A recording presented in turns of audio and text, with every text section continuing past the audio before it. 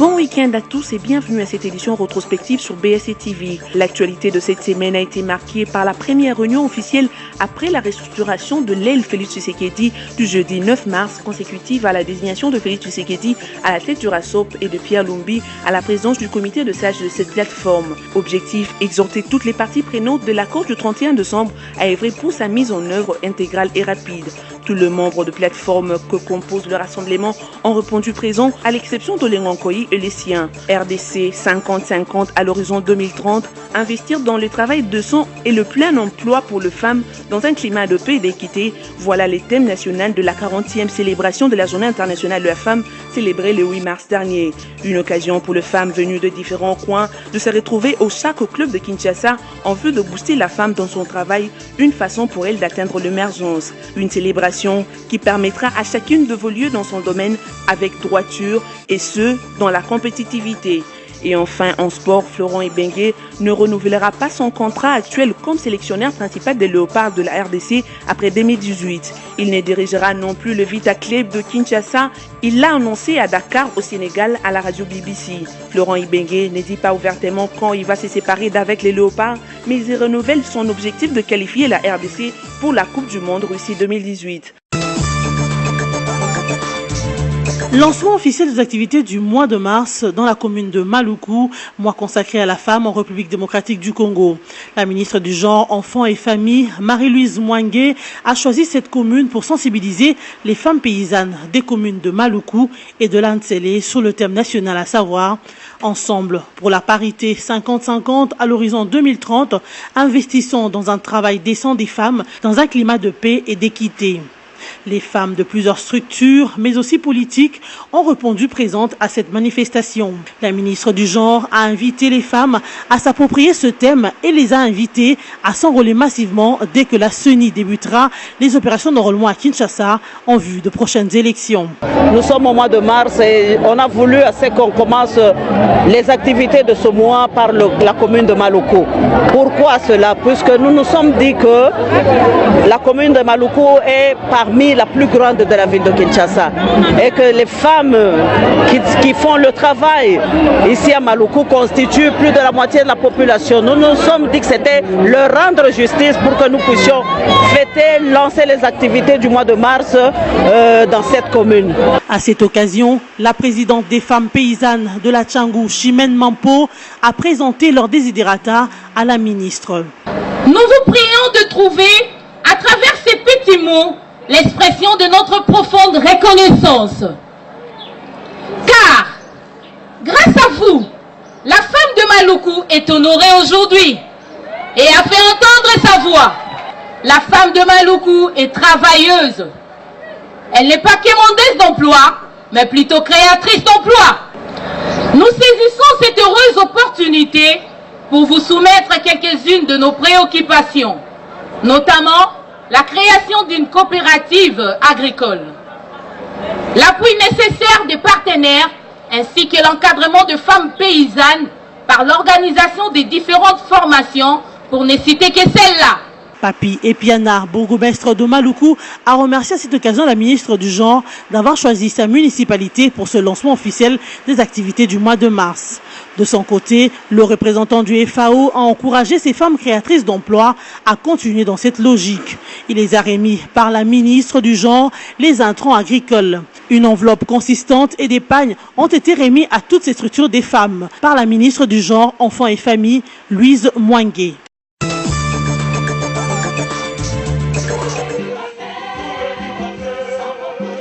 RD Congo 50-50 à l'horizon 2030, investir dans le travail décent et le plein emploi pour les femmes dans un climat de paix et d'équité. Voilà le thème national pour la 40e célébration de la Journée internationale de la femme ce 8 mars 2017.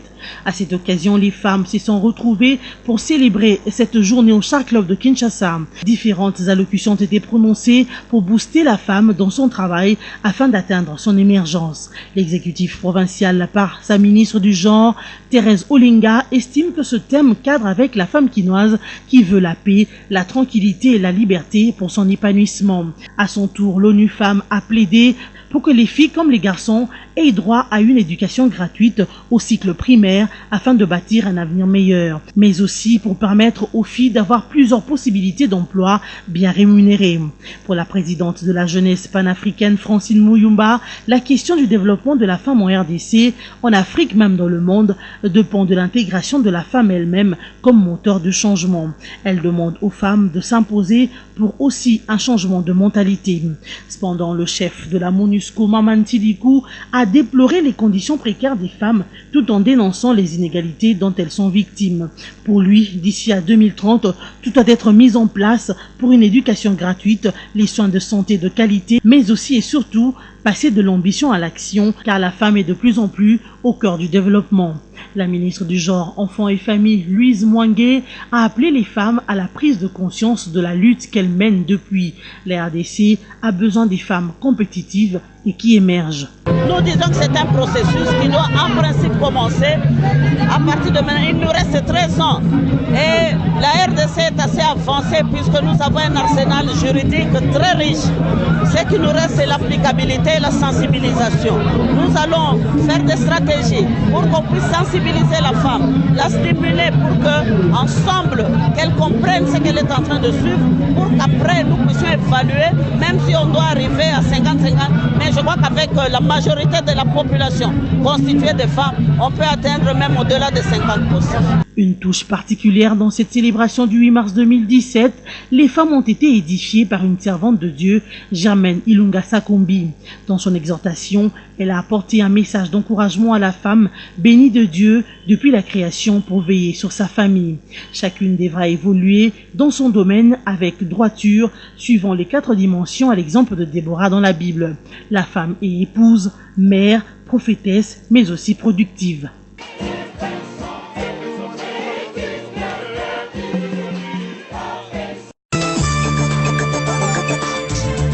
Elles se sont décidées de s'investir pour atteindre à l'horizon 2030 la parité 50-50. Les femmes congolaises représentées au Char Club de Kinshasa à l'occasion de la célébration de la Journée internationale de la femme ce 8 mars 2017 ont pratiquement toutes décidé de se battre et non attendre sur un plateau d'or ce que vont leur présenter les hommes. C'est une très bonne journée organisée pour que la femme puisse prendre conscience d'abord qui elle est, pourquoi elle a été créée, quel est son rôle à jouer, quelle est sa raison d'être, quel est son but pour lequel le Seigneur l'avait créée. Et je crois que c'est ce jour-ci, on va essayer de rappeler à la femme. Elle doit prendre conscience qu'elle est partenaire avec Dieu. Dieu a donné la vie à Adam et Ève. Et elle avait un rôle capital à jouer, c'est de continuer la procréation avec l'homme.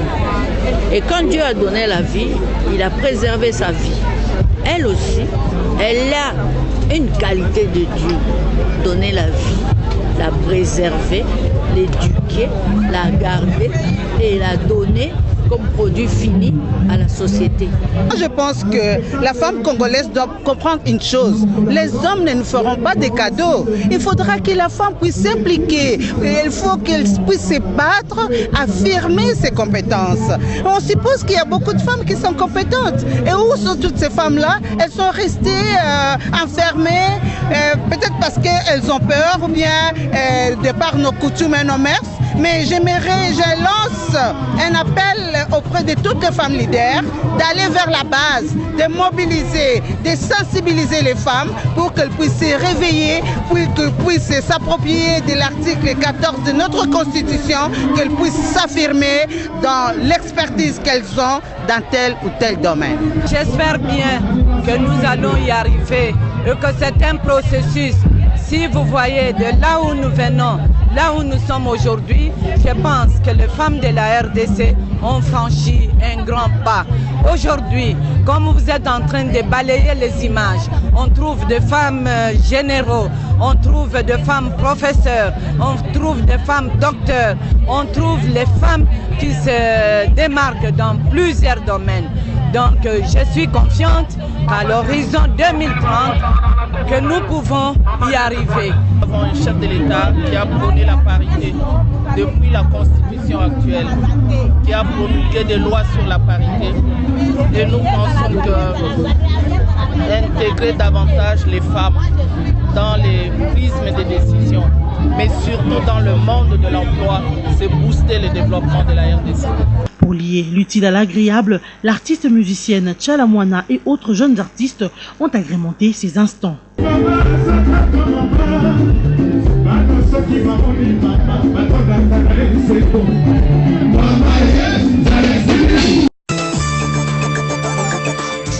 Participation active de la femme congolaise à la vie politique, c'est le thème de la campagne de sensibilisation en ligne sur les droits des femmes congolaises.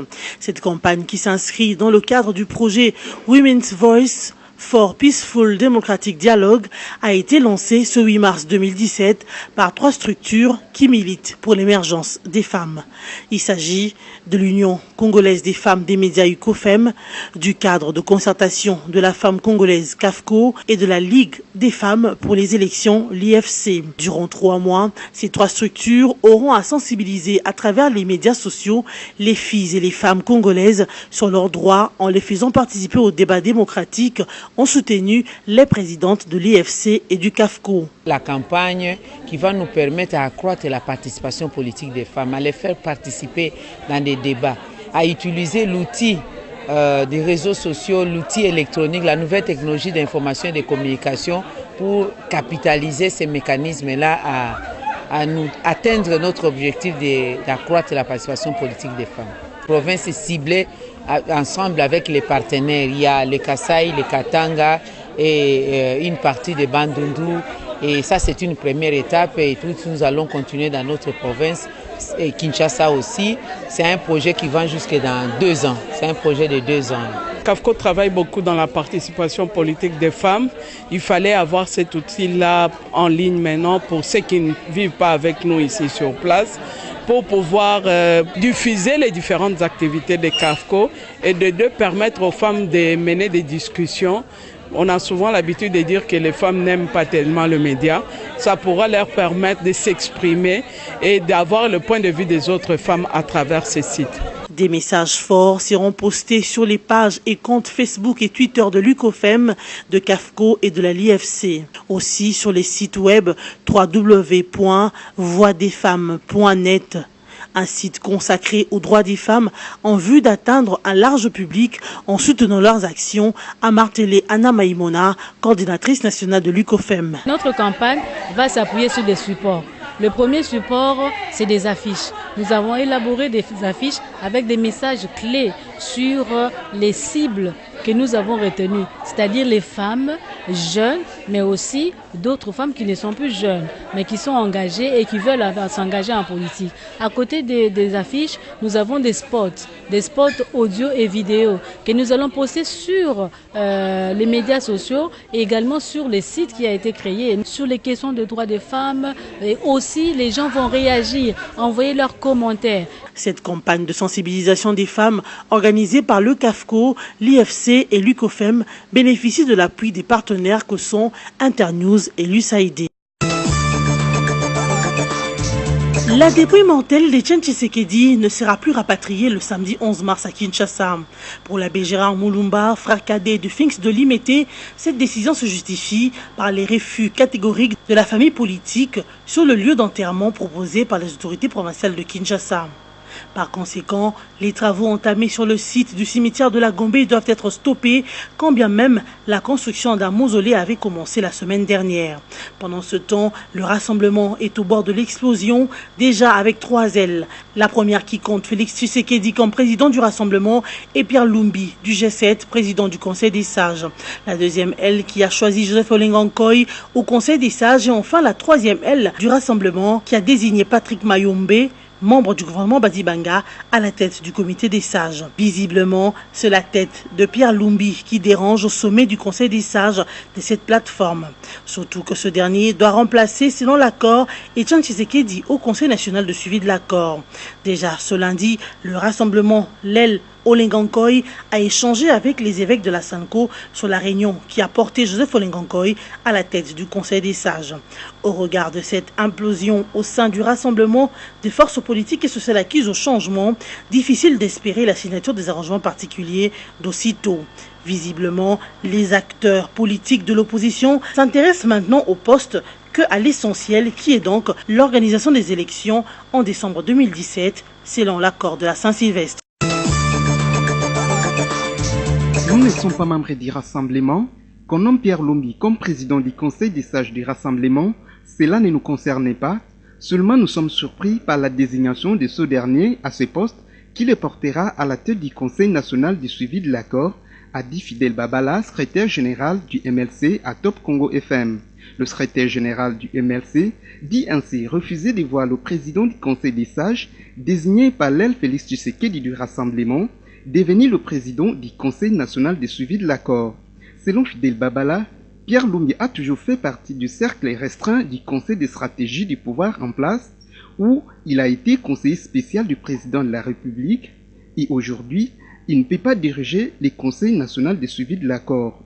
Il n'a pas la légitimité de devenir un chantre de l'opposition, a dit le numéro 2 du MLC.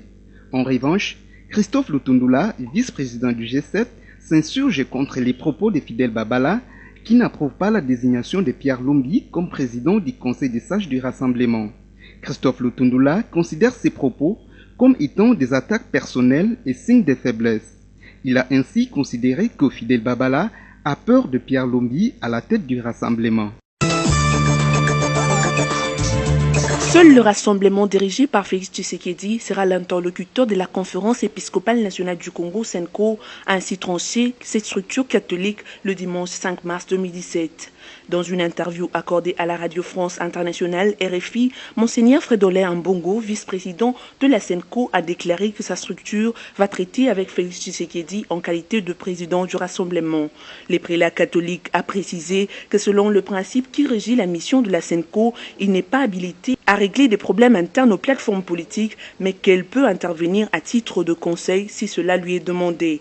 Monseigneur Fridolin a tenu à préciser aussi que la mission de Bons Offices a constaté un large consensus autour de la désignation de Félix Tshisekedi en qualité du président du rassemblement et qu'à ce titre, c'est avec lui qu'elle va traiter. Il a toutefois exhorté les rassemblements à régler leurs problèmes internes, cela n'étant nullement une des prérogatives des évêques. Pour rappel, les rassemblements de forces politiques et sociales acquises au changement à un nouveau leadership, Pierre Lumbi du G7 a été élu à la présidence du Conseil de sages et Félix Tshisekedi à la présidence de ce regroupement politique. Une élection contestée par une frange de membres de cette plateforme qui à son tour a élu Joseph Olengankoy de Fonus à la tête du rassemblement.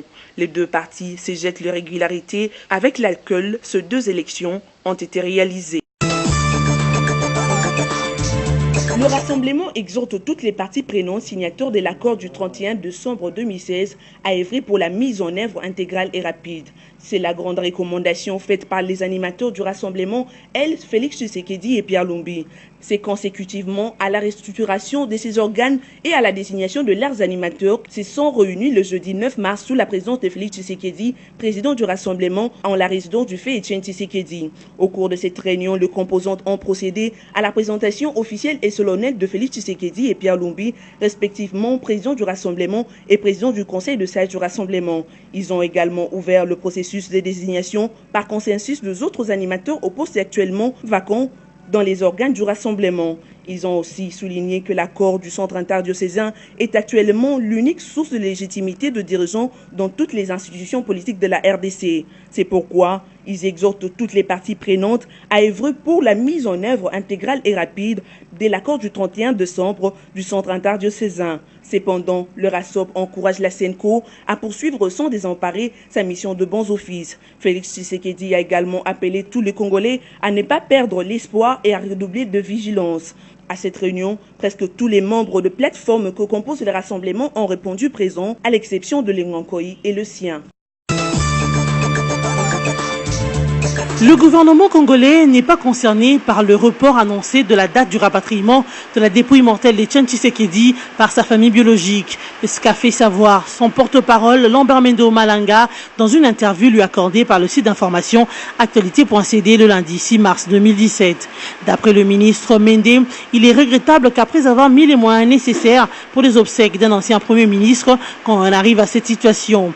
Mais si la famille qui avait annoncé le rapatriement du corps décide de le renvoyer à une date ultérieure, cela ne concerne pas le gouvernement congolais. Les sources internes de l'UDPS renseignent cependant que la tendance majoritaire penche en faveur de l'inhumation du corps du leader Maximo au siège du parti à Limete. Cependant, aucune décision n'est officiellement prise. Par ailleurs, le rapatriement de la dépouille ne devait pas intervenir avant la fin du mois de mars, indiquent les mêmes sources. En réaction à la déclaration du Conseil européen sur la RDC, notamment sur la désignation de Pierre Lumbi au Conseil des sages du Rassemblement, le ministre des Affaires étrangères rappelle que le Conseil européen n'est pas une autorité supranationale à l'égard de la RDC. Léonard Tchéo-Kitundu précise même que la relation est de partenariat et non de subordination. À propos de l'usage excessif de la force évoqué par les ministres européens des Affaires étrangères, Kinshasa réplique que la disproportionnalité de la force stigmatisée ne s'inscrit pas dans une politique délibérée, mais elle est la conséquence des moyens asymétriques utilisés par les insurgés illuminés.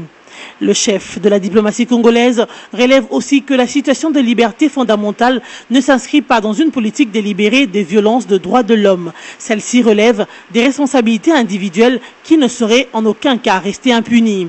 Pour Tchéo-Kitundu, il est aussi exagéré de parler de blocage de l'accord du 31 décembre dans la mise en œuvre et tributaire d'un débat démocratique classique dans une société pluraliste et d'ajouter « rien ne permet d'affirmer que les signataires n'honoreront pas leurs paroles ». Le ministre des Affaires étrangères a tenu à préciser que les institutions actuelles tiennent leur légitimité non de l'accord mais de la Constitution et les avancées pour la formation du gouvernement de large union nationale sont réelles. Mais aussi la détermination du corps électoral sera effective au mois de juillet. Léonard Tchéo-Kitundu a invité une ultime fois le Conseil européen à se débarquer d'une posture directive, voire commanditaire, et à s'engager plutôt dans un véritable partenariat coopératif. Et prévient aussi, feu de quoi la RDC devra tirer des conséquences. Pourtant arrêté dans la soirée du vendredi 3 mars 2017 dans sa résidence de Macampagne lors d'un assaut lancé par les forces de l'ordre, une vague de rumeurs informant sur la libération de Némoine Nsemi secoue la capitale congolaise depuis quelques jours. Les chefs spirituels du mouvement politico-spirituel Bundu Dia Mayala et reste détenu à la prison centrale de Makala à Kinshasa, a indiqué cependant un de ses avocats le jeudi 9 mars dernier à la radio huisienne. Il a aussi relevé devant le parquet que la procédure engagée contre Némoine Nsemi n'est pas de flagrance. C'est pourquoi, étant député national, ce dernier est couvert par l'immunité parlementaire. Son avocat plaide par ailleurs pour la libération pure et simple de Némoine Nsemi ou son extraction de la prison pour l'assigner à une résidence surveillée. Pour rappel, le député Némoine Nsemi est accusé pour outrage au chef de l'État, constitution d'une milice, incitation à la haine tribale, enlèvement et détention illégale. Réagissant à cette arrestation, la coalition de jeunes du Congo central appelle à la libération du chef spirituel de Bundu Dia Mayala, dénonçant la politique de 2 poids 2 mesures appliquée par le gouvernement congolais dans cette affaire. Dans cette affaire, se référant notamment à l'affaire GDO.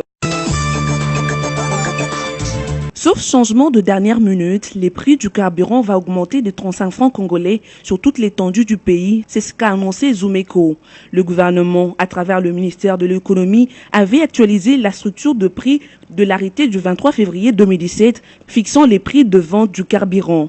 Ainsi, pour la zone ouest qui comprend Kinshasa, Kwango, Kwilu, Équateur, Nord-Ubangi, Congo central, les litres de essence passera de 1615 francs à 1650 francs. Les litres de gasoil de 1605 francs à 1640 francs et celui du pétrole se négociera désormais à 1280 francs. Pour la zone est, dans Maniema, Haut et Bas-Ouélé, Moba, Nord et Sud Kivu, les litres de essence va se vendre à 1380 francs, celui du gasoil à 1390 francs et celui du pétrole à 1280 francs. Quant à la partie nord, dont Kisangani, les litres de essence va désormais se vendre à 1300 francs, celui du gasoil à 1290 francs et celui du pétrole à 1130 francs. Alors qu'au sud du pays, au Kasaï central, au Lomami, au Katanga, Tanganyika, les litres de essence s'achètera à 1340 francs et celui du gasoil à 1330 francs et celui du pétrole à 1200 francs congolais. Il y a donc lieu de constater qu'en l'espace de 2 semaines,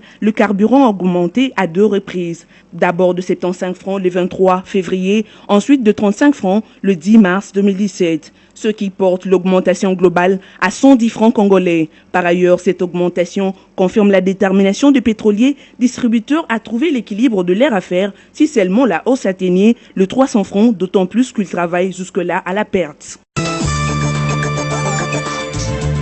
Florent Ibenge ne renouvellera pas son contrat actuel comme sélectionneur principal des Léopards de la RDC. Il ne dirigera pas non plus les Léopards locaux au prochain CHAN et va, dans un avenir proche, abandonner l'équipe A de Vita Club de Kinshasa pour se consacrer au centre de formation de cette même équipe. Telles sont les décisions annoncées à Dakar, au Sénégal, par Florent Ibenge à la radio BBC. Le sélectionneur de la RDC ne dit pas exactement quand il va se séparer d'avec les Léopards, mais l'on sait que son contrat arrive à échéance fin 2018. D'après la Fédération congolaise de football association FECOFA, le coach Ibenge a un contrat objectif avec les Léopards. Il dirige l'équipe lors des compétitions auxquelles il réussit à la qualifier. Florent Ibenge a déjà annoncé son objectif qui était de qualifier la RDC pour la Coupe du Monde Russie 2018. Pour rappel, le technicien congolais est à la tête des Léopards depuis 2014. Il a conduit les Fauves congolais à la 3e place de la Coupe d'Afrique des Nations en 2015 et en quart de finale en 2017. Il a aussi remporté le CHAN 2016 au Rwanda avec les Léopards locaux. L'actualité de cette semaine a été marquée par la première réunion officielle après la restructuration de l'aile Félix Tshisekedi du jeudi 9 mars, consécutive à la désignation de Félix Tshisekedi à la tête du RASOP et de Pierre Lumbi à la présidence du comité de sages de cette plateforme. Objectif, exhorter toutes les parties prenantes de l'accord du 31 décembre à œuvrer pour sa mise en œuvre intégrale et rapide.